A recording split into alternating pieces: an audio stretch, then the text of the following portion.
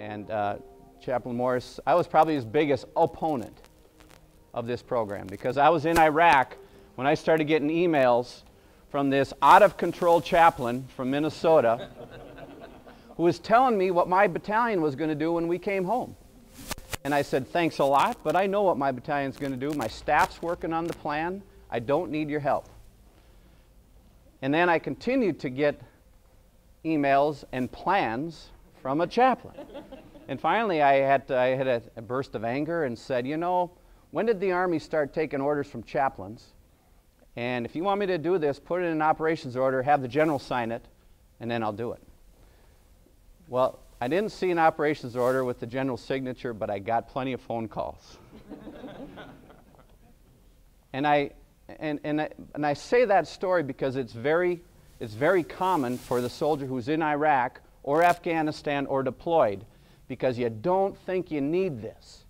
And I didn't. Just ask me. And once I saluted and said, okay, I'm going to do this, I convinced myself that, you know what, we do need this, because if this is a waste of time for 99% of our soldiers, but it's valuable and it saves 1% of our soldiers' marriage, helps them with their employment, helps them reconnect, then isn't it worth it for 100% of us to participate? And that logic fit for me. But I had a hard time convincing my soldiers of that logic. And finally, when I got down to it, I finally had to give them the "you will." And now, 2 years later, the soldiers that were fighting me are now thanking me, and so are their families. So I was not the architect. This has been an evolving program. And I want to talk about that program a little bit. Next slide. I call it the Deployment Cycle Support Team. You're going to hear that a lot. I'm going to refer to it as DCS. And I'll tell you what that is shortly. Next slide. We like this one. This is the basis for the Beyond the Yellow Ribbon. This is not a program. It's not an event. This is a process. And it doesn't have a time frame on it. Next slide. There's the vision for this program, and it's General Shelto. And I'm going to put Dick Dickinson on the spot here. I was just talking to him, another Vietnam vet, and he said he had something happen to him in 2002 when he started seeing some things and reading a book and some things that took him back to how it felt to come home from Vietnam. In 2003, General Shelto had, 2004, when our first Minnesota National Guard unit came back from Iraq, he had that same experience. He looked into the eyes and he talked to those soldiers, and all of a sudden he said, oh my gosh, here we go again. And he knew what that was, and the rest of us didn't.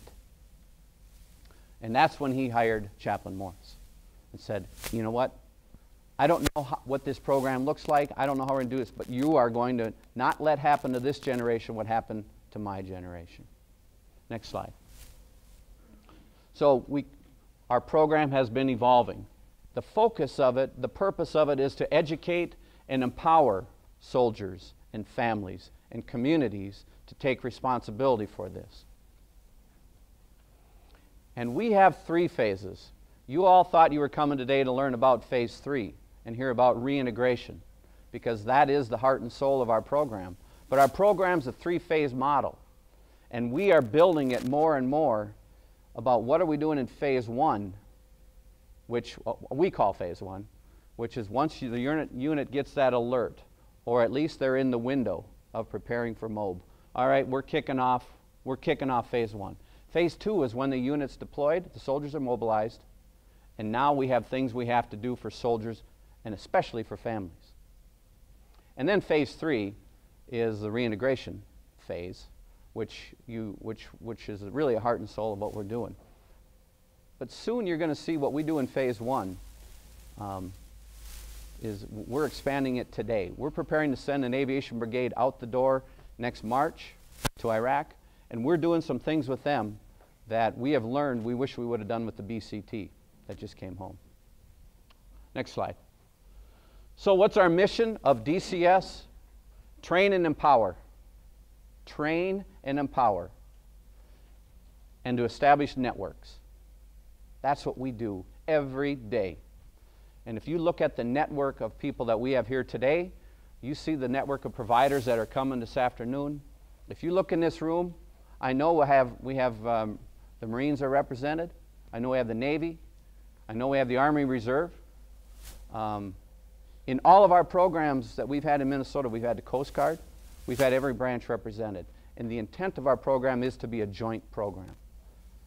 It's meant to reach out to everybody in our borders and outside of our borders wants to come in and be part of our reintegration training so that they can be trained and empowered to help get through that transition period, that reintegration. Next slide.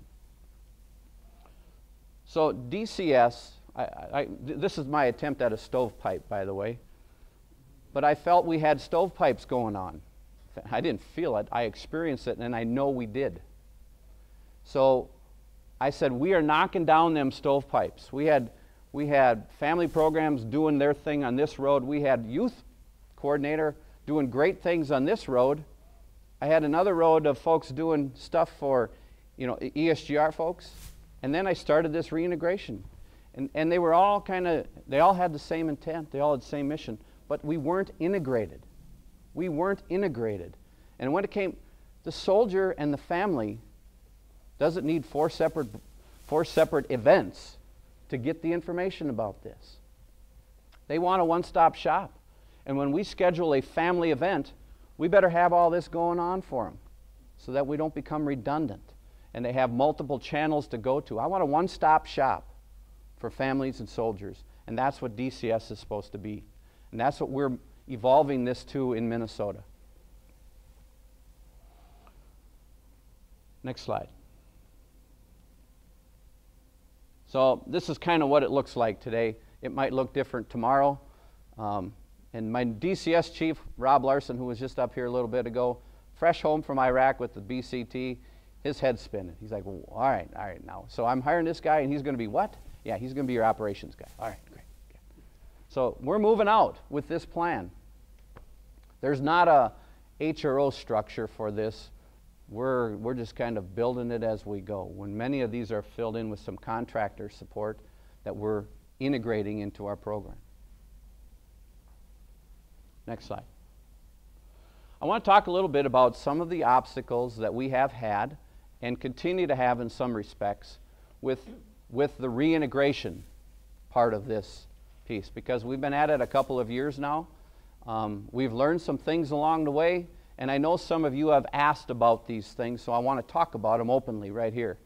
I'll talk about the hands-off policy, the funding, the on-base. So these are some of the things that have been a challenge to us in implementing and starting a program in the reserve component. Next slide. The hands-off policy. Personnel policy guidance says if a soldier is deployed for more than 3 months, they have to have 60 days off from the time of refrad before you can bring them in on IDT, and you have to have 6 months off before you can bring them in on AT status. I believe that applies to the Army Reserve as well. So this policy, when you add 60 days on top of 30 days accumulated leave of a soldier, you don't see him for 90 days. Okay, for those of you who have experienced the coming home of a unit from Iraq, 90 days is too long not to look them in the eye. And that was unacceptable for our general. I'm not going to allow that to happen. We have to get this changed. We're working on it. It's still in policy, but we continue to try and find, to try to push to change this policy. It's critical. We can't let our soldiers and families sit out there and try to keep their head above water without our help and without the help of our network that we have established in our communities. This is still a problem. Next slide. These are the things that we see. And you guys, you have all experienced this with your units and your soldiers coming back in the first 90 days. Next slide. So when I was in Iraq in 2005, and my brigade commander from the 1st Armored Division said, Kevin, what's your plan when you go back to Minnesota? What's the National Guard's reintegration plan? Of course, I was still in the mode of fighting Chaplain Morris. I said, we don't have one. You know, we're going to have a welcome home ceremony and good to go. And he looked at me with a very concerned look, and he said, wait a minute. He had been through this before. This was his second tour to Iraq, and he saw what happened to his soldiers the first time. And he wasn't letting me off the hook till I gave him Minnesota's plan for what we were doing. Well, luckily I pulled out Chaplain Morris's and said, oh, here's what you're doing. All right, you keep me informed on how you're doing. But when I said, well, tell me about your plan. Well, he said his plan is Fort Riley focused. It's base centric. They got all of the resources they need right there at Fort Riley. 1 block up and two doors down. They got the hospital, they got therapists, they got daycare, they got family services, you know, it's all right there. Families all live there, soldiers all live there. They want to do an event, bring them all in, and we got it happening. Now, when they're in the reserve component, they live in 585 different cities in Minnesota. 85 of our 87 counties have a BCT soldier in it. It's not a base-centric plan. It's not a Minnesota state headquarters plan, because you know those soldiers up in 5 hours away up in Crookston and Thief River Falls can't just come on down for 8 o'clock start time tomorrow morning.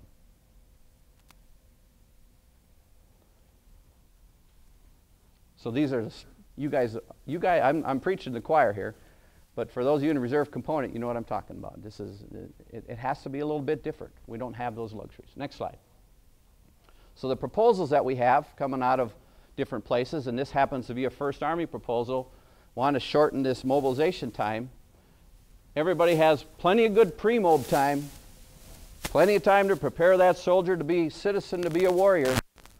What do we give them on the back end to help transition from warrior back to citizen? Nothing. Nothing.